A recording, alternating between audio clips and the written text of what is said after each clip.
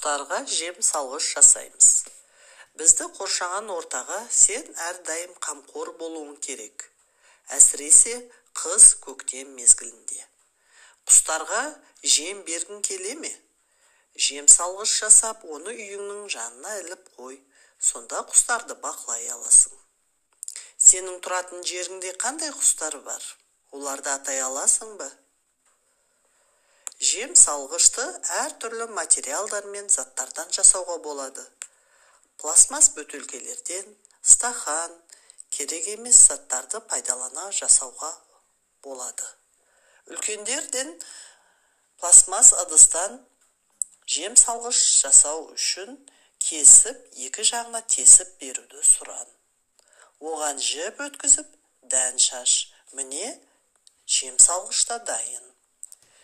Енді оны ағаш бұтағына немесе балконға іліп қоюға болады. Өзіңді дизайнер деп есептеп, берік әрі ыңғайлы ғана емес, сонымен қатар әдемі жем салғыш жасау жолын ойлан. Құстарға жем берудің тағы бір тәсілі бар.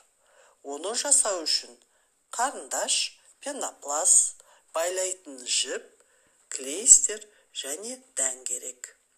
Жұмыстың жасалу реті. Алдымен пенопласттың бетіне алуан түрлі пішіндердің суретін сал. Дөңгелек, жүрек, ай пішінді болуы мүмкін. Одан әрі үлкендердің көмегі керек.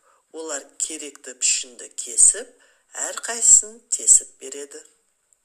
Анаңнан крахмалдан немесе ұннан клейстер істеп беруді сұран.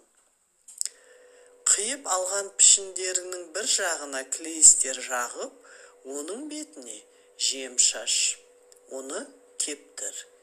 Екінші жағына да клейстер жағып, жем шаш, кептір. Тесігіне бау немесе лента өткіз.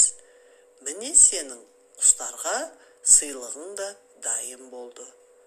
Сенің тапсырмаң құстарға өз қолыңмен жем салғыш жасау.